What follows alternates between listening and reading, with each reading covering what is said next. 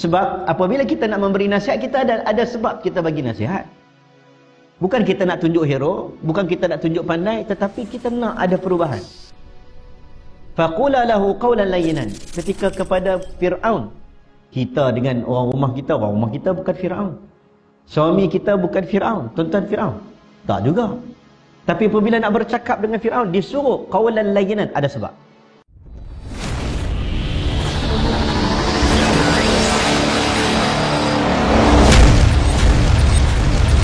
Saya hormati Al-Fadhil Tuan Imam dan pengurusi Ahli Jawatan Kuasa Surau, hadirin hadirat muslimin muslimat yang dirahmati Allah sekalian. Alhamdulillah, duduk dalam majlis ilmu, majlis yang mana para malaikat bersama dengannya.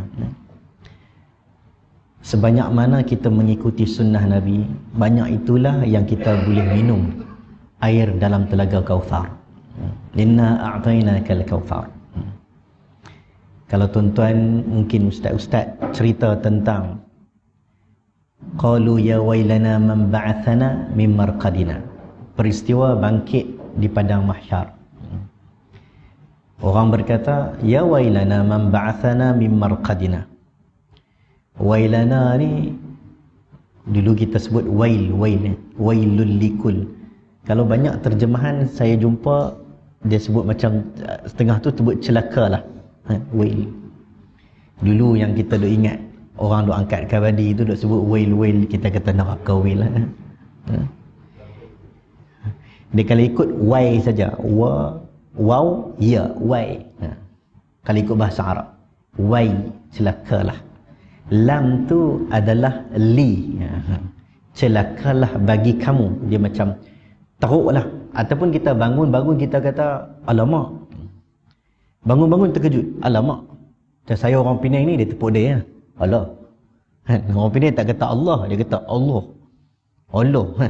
Dia kelang kabut, dia terkejut. Dan disebut terkejut tu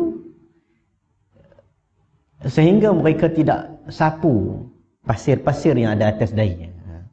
Dia bangun dan kita akan berjalan. Panjanglah peristiwa padang mahsyar sampai peristiwa yang masyhur. Kita akan berjumpa dengan haud, telaga haud ataupun sungai yang luas, yang banyak timba-timbanya, dan disebut siapakah yang layak meminum telaga tersebut. Telaga tersebut dikhaskan untuk umat Nabi Muhammad sallallahu alaihi wasallam. Ini kelebihan umat Nabi Muhammad. Nabi itu dia akan kepung, tak bagi orang pergi. Menunjukkan seolah-olah kemuliaan khusus untuk umat Nabi Muhammad. Tetapi hadis ada menyebut ada yang dapat minum dan ada yang tidak dapat minum. Orang yang beriman dapat minum. Kemudian pula ulama bincang, antara yang paling banyak minum ialah orang yang paling banyak waktu hidup tu mengikuti sunnah Nabi sallallahu alaihi wasallam. Kadar minum dia, kadar banyak mana minum, ikut amalan sunnah Nabi sallallahu alaihi wasallam. Sebab itulah kita minta, kita doa, kita boleh ikut sunnah Nabi, ikut betul-betul, supaya semua kita dalam surau ni, saya dan tuan-tuan boleh minum sebanyak-banyaknya air yang tidak akan menjadikan kita dahaga selama-lamanya. Ya? Ini nak cerita pasal telaga haud ni panjang. Kadang-kadang kita cerita khas telaga Kautsar. Baik tuan-tuan, ini saya minta maaf terlewat sikit. Ada tetamu datang. Dia pun datang 6:30 petang. Dia, kalau kita tak apalah kawan-kawan, dia ingat tak ada program, dia ingat okey kot, dia ingat PKP lagi. Kalau kita pergi rumah orang, ya ayyuhallazina amanu la tadkhulu buyutan ghayra buyutikum. Wahai orang beriman, jangan kamu masuk rumah orang yang bukan rumah kamu, hatta tasta'nisu wa tusallimu alaih. Melainkan kau minta izin dengan dia. Kita minta izin lah, kita nak pergi rumah orang. Hari ni ada WhatsApp. Kawan saya dihantar WhatsApp, saya tak perasan. Lupa nak jawab, ada kuliah. Nanti minta maaf. Tapi alhamdulillah dapat juga sampai. Dan kita saki baki hari ni lebih kurang 8.37. SOP sama ke? Kan? Habis masuk waktu ya? Oh, ada juga. Ini tak ikut SOP ni. Ada juga, ada juga insya-Allah. Kita cuba insya-Allah kita bagi lengkap kita punya kitab At-Tibyan fi Adab Hamlatil Quran. Biasanya kita baca Tibyan ni banyak adab-adab yang mungkin kita nampak adab menuntut ilmu. Tapi sebenarnya tuan-tuan, adab ni satu perkataan yang besar. Yang melibatkan ketamadunan manusia. Kalau tidak, tidaklah Imam Ibn Khaldun mengarang Muqaddimah. Kitabnya yang terkenal tentang adab. Kalau orang Melayu, orang Malaysia ni kita akan kenal mungkin tokoh pemikir Syed Naqib Alatas. Tuan-tuan pernah dengar nama ni, famous lah. Walaupun dia lahir dekat Bogor tapi dia duduk UM lama. Pemikiran yang besar, dia mengarang macam-macam buku. Banyak berkisarkan tentang ketamadunan, falsafah dan macam-macam lagi. Sehingga kalau kita baca Fazlur Rahman puji dia, ni genius umat pada hari ini. Kalau Profesor Wan Muhammad Daud, Wan Muhammad Noor Daud, dia kata apa? Ini mujaddid dia. Sampai tahap macam tu sebab dia cerita tentang adab, ketamadunan dalam bahasa yang sangat besar. Bila kita sebut adab, kita banyak baca hadis kanak-kanak. Nak makan, Nabi tepuk tangan, makan. Samillah wa kul biyaminik wa kul mimma yalik. Sehingga kita terlupa, adab juga ada bagi orang tua-tua. Bila sebut adab, kita nampak anak-anak. Kita nampak dekat sekolah, nampak adab waktu menuntut ilmu. Kita tidak nampak adab ada dalam pejabat-pejabat besar kerajaan. Adab ada dalam mana-mana tempat. Melambangkan perletakan dengan tepat, kata Naqib Alatas. Meletakkan dengan tepat. Tepat tu bermaksud situasi yang perlu senyum, senyum. Situasi kadang tak perlu senyum, tak payah senyum. Situasi boleh gelak, gelak. Ada jenazah, nak gelak, tak gelak dah. Situasi perlu bercakap kuat sikit. Dengan siapa nak cakap, boleh cakap begini, boleh bergurau. Ada orang boleh bergurau, ada orang tak boleh bergurau. Dia ada.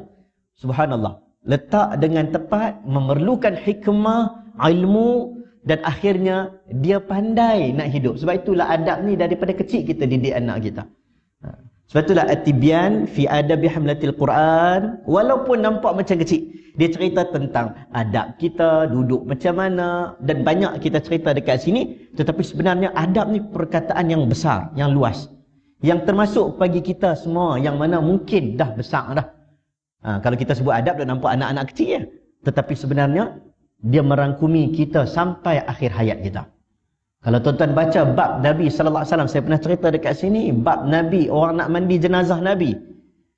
Tuan-tuan jangan main dengan Nabi sallallahu alaihi wasallam.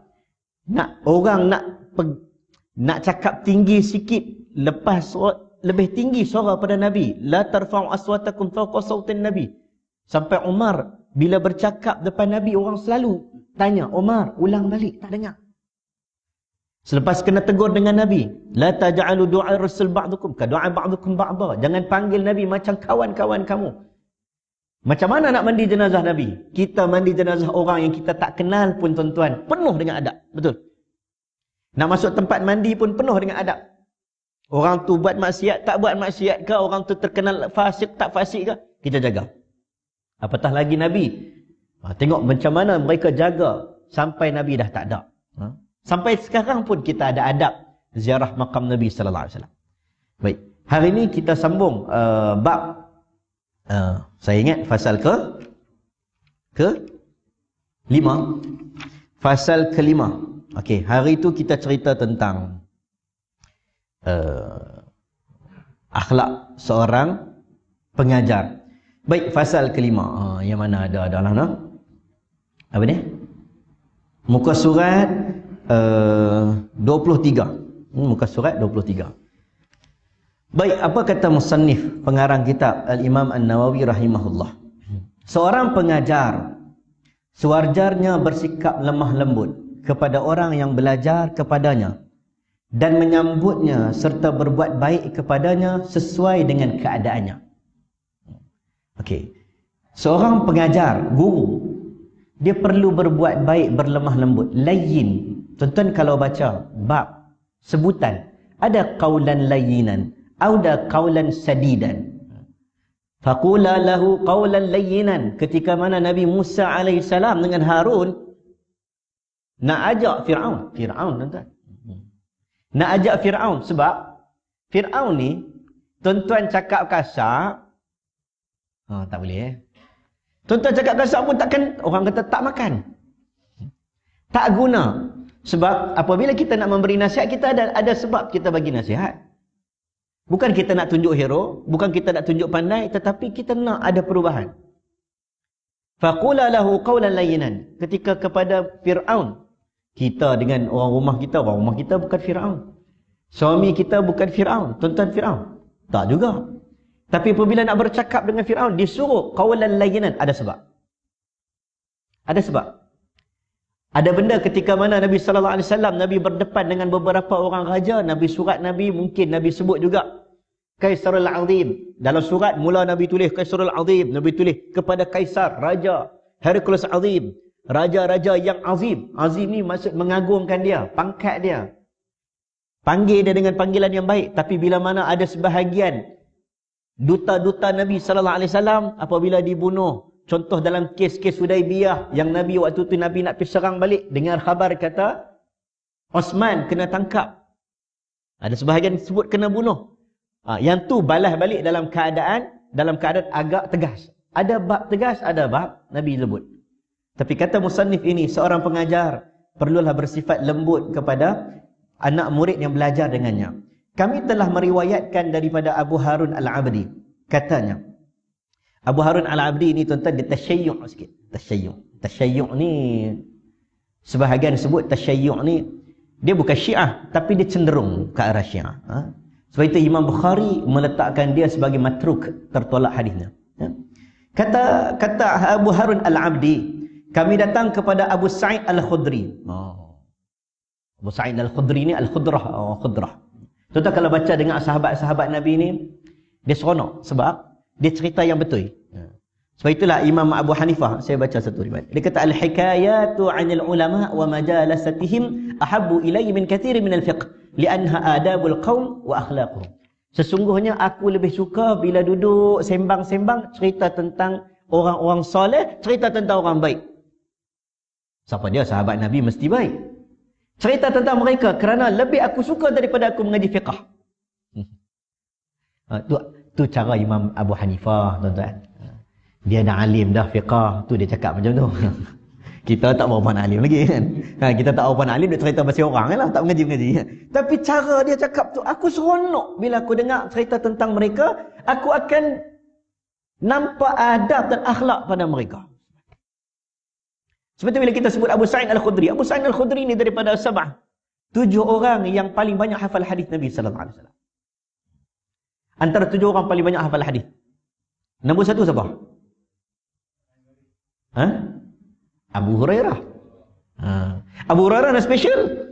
Special sebab dia masuk Islam 7 tahun selepas daripada Nabi hijrah. Satu orang Syiah dia tak setuju dengan Abu Hurairah. Dia kata mustahil dia hafal 5,000 hadis. Dia kata tipu. Itu yang kita pun, bukanlah saya bukan nak ajak gaduh dengan Syiah tak. Tapi bila mereka condemn orang-orang ni sebab dia mengganggu sistem. Bila dia kata yang ni penipu, banyak hadis jadi tipu ni. 5,000 hadis Abu Hurairah. Ulama jawab, kenapa? Subhanallah. Dia duduk dengan Nabi sallallahu alaihi wasallam, dia jadi ahli suffah. Ahli suffah ni satu masjid Nabi, dia ada ruang kat belakang. Mereka ni terputus bekalan, kadang duduk kat situ terus tidur kat situ semua. Ada orang sponsor makan, ada orang bagi makan dan sebagainya. Abu Hurairah duduk betul-betul dengan Nabi sallallahu alaihi wasallam. Hafal lebih kurang 5,300 lebih hadis. Ini Abu Hurairah radhiyallahu an. Allah redhakan mereka. Nabi pernah doa untuk dia. Dia kata, ya Rasulullah, doa dekat aku, doa tak mudah lupa. Saya lupa dah macam mana doa Nabi pada dia. Nabi pun doa semoga dia tak mudah lupa. Dan dia macam copy and paste. Nabi cakap yang masuk. Orang nombor 2 banyak hafal hadis. Siapa dia? Orang nombor 2. Selalu dengar nama dia. An. Siapa dia?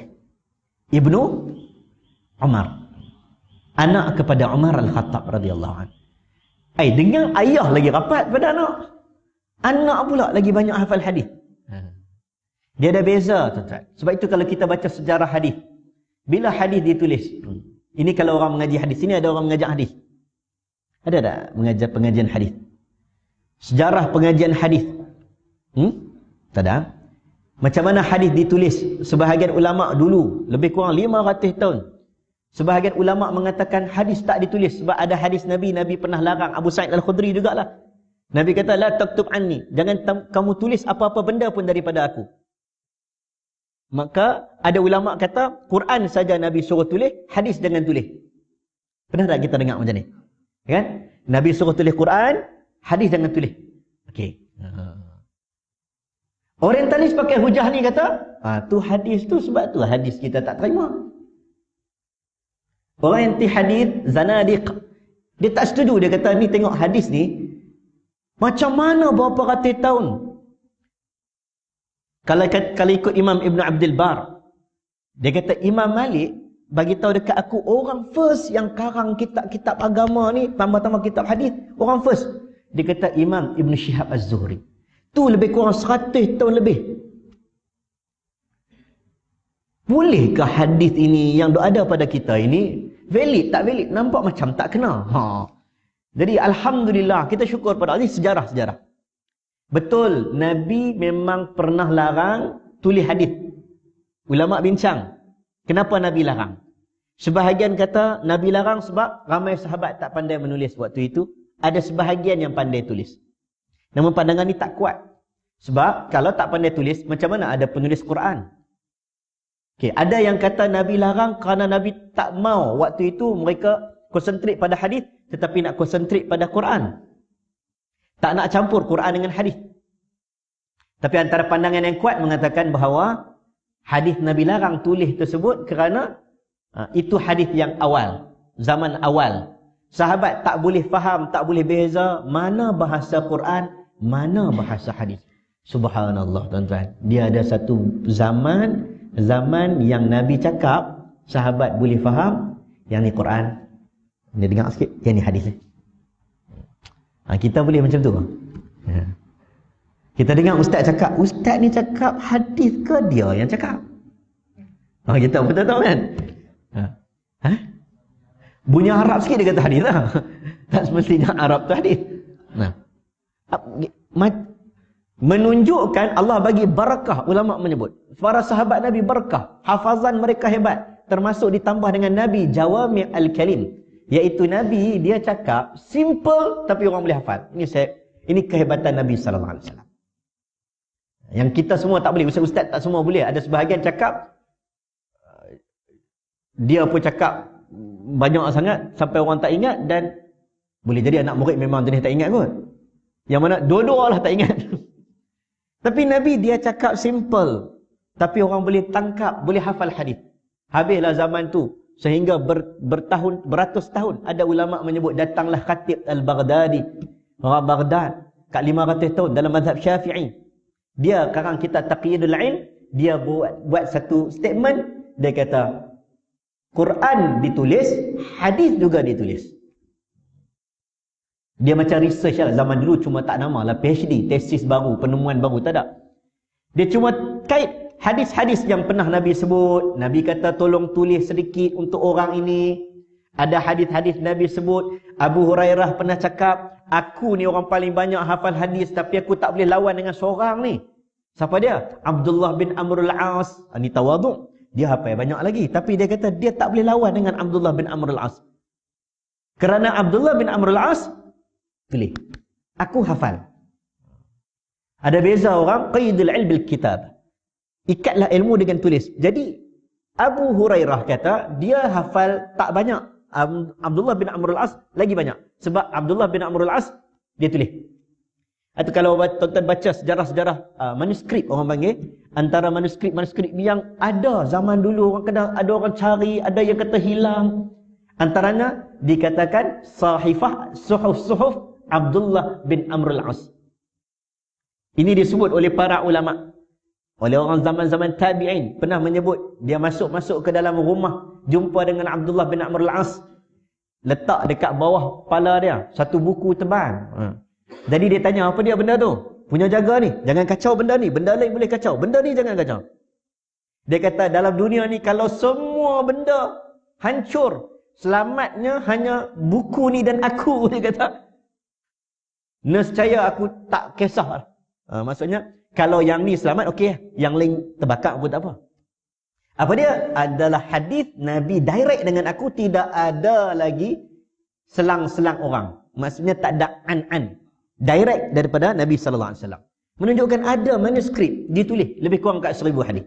Jadi kita kalau kita mengaji, kita nak membersihkan kefahaman kita. Kalau ada orang cakap, zaman sekarang ni banyak Facebook, banyak apa dalam artikel dia kata hadis ni tak tulis zaman Nabi ni.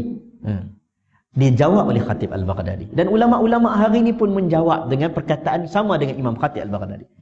Ditulis, cuma taklah seperti macam zaman Imam Bukhari 300 tahun.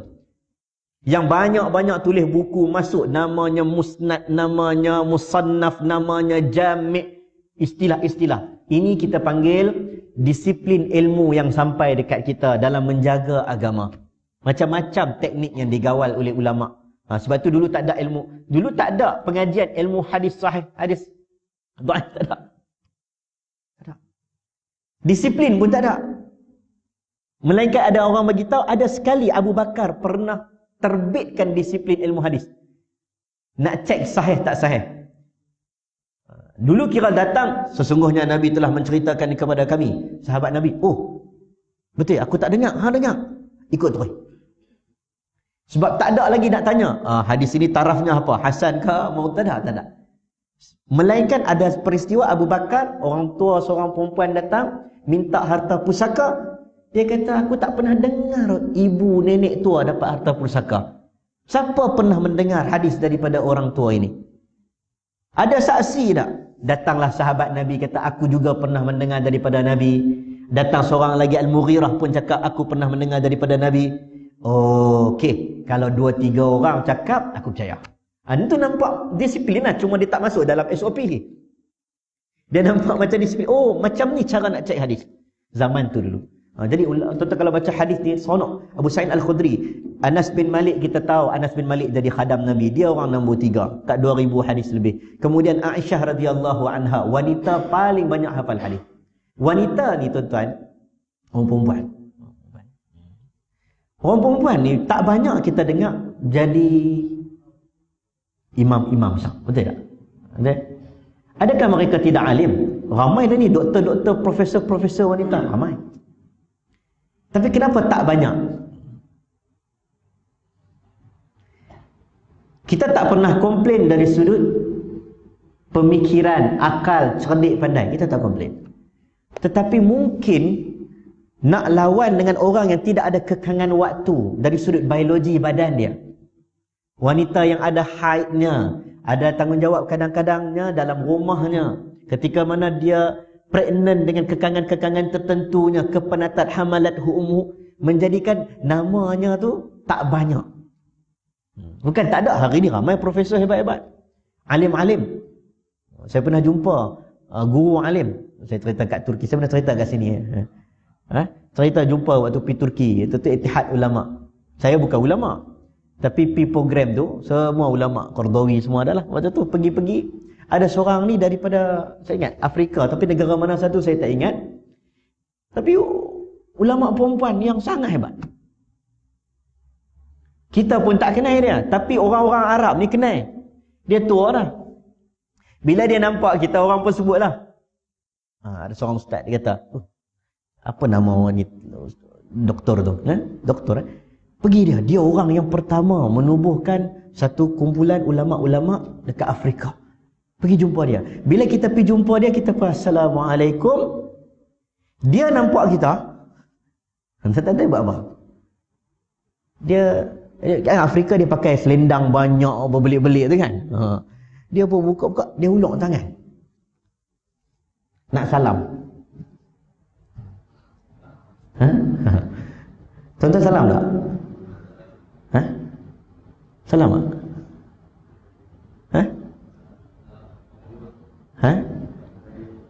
Salam lah. Salam betul, tu bukan PKP. Itu bukan PKP. Waktu tu tak ada PKP lagi. Tak ada COVID lagi. Jadi kita pun nak salam, tak salam. Nampak mata ramai duk tengok. Yang orang mekat kumpul jumpa. Dia pun bila saya pun, nak salam tak salam, dia pun dia tarik balik, dia ambil selendang. 3-4 orang doktor, syekh-syekh ulama kiri kanan. Masya Allah ya walad. Salim. Salam lah. Tapi dia kata tak apa. Sebab dia tengok kita, dia nampak macam anak. Bagi pandangan dia, musafah orang tua dengan orang muda yang kecil, yang dia tak rasa apa-apa, dia rasa okey. Yang lain semua kata, salim barakah. Kita waktu tu mungkin kita pun dah ikut mazhab waktu tu balik. Ini ulama-ulama keliling. Itu satu pengajaran. Tapi kalau saya balik kampung, kita tak salam lah juga orang tua. Betul tak? Takkan hajah nak salam dengan saya kat belakang. Kan? Tapi rupanya ada bab yang mengharuskan. Ada pandangan dia mengharuskan. Sampai tahap begitu. Ada orang yang alim sampai orang kata salim, barakah. Yang cakap pun syekh-syekh. Jadi saya nak sebut tuan-tuan, Aisyah radhiyallahu anha orang yang banyak hafal hadis. Subhanallah. Walaupun ada kekangan, dia muda. Lebih kurang hampir 2210 hadis. Ibnu Abbas, subhanallah, waktu Nabi wafat umurnya 13 ke 12 tahun. Maksudnya berapa tahun dia hafal hadis dengan Nabi? Sebahagian kata hampir berapa bulan, setahun 2 bulan sahaja dia duduk dengan Nabi, dia jadi faqih. Cerdik dia berkat doa Nabi sallallahu alaihi wasallam. Jabir bin Abdullah lebih kurang 1500 hadis, dan juga yang terakhir yang kita sebut tadi Abu Sa'id Al-Khudri. Dia kata apa? Selamat datang dengan wasiat Rasulullah sallallahu alaihi wasallam. Sesungguhnya Rasulullah sallallahu alaihi wasallam bersabda, "Innan nasa lakum tab'un wa inna rijalan ya'tunakum min aqtaril ardi yatafaqqahuna fid din fa idza ataukum fastawsu bihim khayra." Kata Abu Sa'id Al-Khudri, Nabi cakap dekat kami, sesungguhnya manusia itu adalah pengikut kamu. Maksudnya kepada orang-orang mengaji ni, orang mengajar ilmu ni, manusia yang main dekat kamu ni taba'un lakum, pengikut kamu. Maka kata dia apa dia? Dan kamu akan ada orang yang datang kepada kamu daripada pelbagai penjuru bumi untuk belajar ilmu agama. Ada ramai kadang-kadang mengaji jalan jauh-jauh tuan-tuan. Mujahadah. Kadang-kadang spend duit, naik motor hujan-hujan nak mengaji. Jadi kamu kena jaga-jaga. Yang datang tu boleh jadi datang jauh-jauh, memang nak menuntut ilmu dengan kamu. Lepas tu dia kata apa? Jika mereka datang kepadamu, berwasiatlah kamu kepada mereka dengan baik. Hadis riwayat Tirmizi, Ibnu Majah dan lain-lain. Tuan-tuan, nak bagi tahu, kita tak tahu anak murid kita. Tuan-tuan mungkin speaker kat pejabat, ataupun tuan-tuan pun pernah ceramah-ceramah mana-mana, tempat saya pun tak pastilah. Dalam bidang masing-masing, kita tak tahu anak murid kita tu hebat tak hebat, bagus tak bagus, orang susah, dia dah habis duit banyak dah nak datang ke sini, kita tak tahu. Tiba-tiba kita datang-datang, kita dengan bahasanya teruk, bahasanya kotor, tak layan dia dengan baik, maka dia datang dengan dan pulang dengan hampa. Akhlak Nabi SAW, kalau kita baca Syama'il Muhammadiyah, tuan-tuan masuk Maulidur Rasul akan baca Syama'il Muhammadiyah. Antara hadis Nabi yang masyhur, hadis yang mengatakan bahawa Nabi apabila tengok muka orang, maka Nabi akan tengok betul-betul muka orang bila dipanggil oleh orang. Subhanallah. Ulama sampai buat kesimpulan, apa maksud bila orang tengok Nabi, Nabi tengok orang tu. Bila orang panggil Nabi, Nabi tengok orang tu. Nabi berhadapan dengan dia. Apa maksud dia? Nabi ni pandai nak tackle orang. Bagi orang suka kat dia. Kita orang cakap kan tak tengok kita. Kita pandai bagi orang sakit hati dah. Orang cakap kita tak pandai tackle, tak pandai nak sembang baik-baik. Walaupun dia tu orang yang imra'atus sauda, wanita tukang cleaner Masjid Nabawi, pun Nabi pandai jaga hati. Kita kadang dengan staf kita, kita pun terlepas pandang. Lebih kurang yang pegang handphone sembang. Apatah lagi dengan mak ayah kita. Dengan siapa-siapa pun dikenali Nabi, bila orang tanya, cakap, panggil, Nabi akan muqabalah, mubasyarah, depan-depan. Dia nak tackle. Saya rasa saya ramai jumpa orang-orang baik macam ni. Ramai. Saya yang takut, saya mungkin tak terlayan orang. Kadang makan, tuan-tuan, orang, kita nak makan, orang duk main tangkap gambar. Kita pun lebih kurang macam artis jugalah. Tapi tak kahwin orang lah. Makan. Tiba-tiba Kita pun rasa macam nak makan nak tengah gambar nak. Jadi kita rasa alamak kan. Tapi bila fikir balik, macam mana Nabi boleh layan? Tak sampai kita tahap macam tu. Tak sampai. Ada sebahagian ulama yang kita jumpa ramai orang soleh, bila dia layan, dia pegang kita, dia pegang tangan kita, dia seronok dengan kita, dia tengok muka kita. Syekh-syekh ni kadang bila dia layan kita, kita rasa macam dia tak tahu ke aku ni bukanlah terang mana sangat. Tapi dia layan kita tu, subhanallah. Sebab itulah kita pun nak ada perangai macam tu, akhlak Nabi sallallahu alaihi wasallam. Baik. Telah kami meriwayat seperti di dalam Musnad Ad-Darimi daripada Abu Darda radhiyallahu an. Ad-Darimi. Data kalau nama-nama Ad-Darimi. Sunan ada berapa sunan? Sunan Sittah, orang sebut Sunan Sittah. Sunan Sittah, sunan dia ada macam-macam. Musnad yang disusun ikut sahabat-sahabat punya nama. Al-Jami', ini istilah-istilah. As-Sahih, Sahih Bukhari, Sahih Muslim. Ada tak kitab lain yang dia kata ini kitab sahih? Ada tak? Ada. Contohnya Sahih Ibn Hibban, Sahih Ibn Khuzaimah. Tetapi ulama kata dia declare aku hanya kumpul hadis sahih. Pun ada orang komplain, bukan komplain, yang komplain tu bukan kita. Ulama hadis kata yang betul-betul tak ada hadis, yang susah nak cari, yang dhaif ni, dua ni je, Bukhari, Muslim. Ibn Hibban dan Khuzaimah pun walaupun dia declare kami hanya kumpul hadis sahih, tak dapat. Kalau Ahmad bin Hanbal 750,000 hadis. Kita sempat baca 40,000 hak berulang-ulang. Dia kumpul. Tu kitab kalau siapa beli Mustad Imam Ahmad bin Hanbal, tuan berat kagu. Berat, memang banyak. Tapi sebab dia hafal 1 juta hadis. Dia kalau baru ni meninggal, Syekh Musnid Ginting di Indonesia dia meninggal. Kemarin dulu. Al-Musnid ni sebenarnya gelaran yang orang yang menghafal sanad-sanad. Tapi ada peringkat lebih tinggi pada musnid, iaitu muhaddis. Muhaddis ni dia dengar hadis, dia boleh bau. Hadis ni macam tak betul ya, hadis ni tak sahih ni. Dia boleh bau. Dia ni cakap kelentong tak kelentong aku boleh tahu. Itu tu kata orang yang muhaddis. Sebab dia hafal banyak hadis. Lepas tu nama Al-Hakim, Al-Hafiz. Al-Hafiz ni kita panggil untuk orang hafal Quran di Malaysia. Padahal Al-Hafiz ni hafal kat 100,000 hadis. Hafiz 100,000 ada. Ada 1,000. Nama dia Hafiz. Al-Hafiz, Al-Hakim, Al-Huffaz, Al-Hujjah. Sampai nama-nama peringkat-peringkat ratus ribu hadis. Ada yang sampai tahap mereka ni bila lalu saja dia cakap saya tidak pernah mendengar hadis ini. Maksudnya tak ada lah tu. Kalau kita orang tanya, Ustaz tahu tak hadis ni? Saya pun tak pernah dengar. Maksudnya belum tentu tak ada. Sebab kita bukan hafal banyak. Amirul Mukminin fil ilm al-hadis. Ada ya orang sampai tahap macam tu. Mustad Ad-Darimi ni dia tak termasuk. Kita ada Sahih Bukhari nombor 1, nombor 2 Sahih Muslim, nombor 3 Nasa'i, lepas tu Abu Daud, lepas tu ada tak? Lepas Abu Daud apa dia? Tirmizi, lupa saya. Tirmizi, lepas tu Ibnu Majah. Cuma Ad-Darimi orang bincang, Ad-Darimi dengan Ibnu Majah mana lebih? Ni standard orang letak. Nak sebut buku mana paling kemah, paling kejap. Subhanallah. Baik, tuan-tuan sambung sikit lagi Baik, seorang guru, sempat ke ni? Seorang guru mesti memberikan nasihat bagi mereka kerana Rasulullah sallallahu alaihi wasallam bersabda, "Ad-dinun nasihah lillahi wa kitabihi wa lirasulihi wa li'aimmatil muslimin wa 'ammatihim." Agama itu nasihat bagi Allah Subhanahu wa taala, kitabnya, rasulnya, para pemimpin muslimin dan orang awam di antaranya. Sebab agama ni nasihat, tuan-tuan.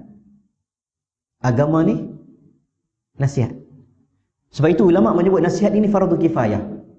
Kalau ada benda buruk berlaku, maka tidak ada nasihat, maka semua orang tak memberikan nasihat, maka semua orang berdosa kalau dia tahu benda tu perlu dinasihatkan.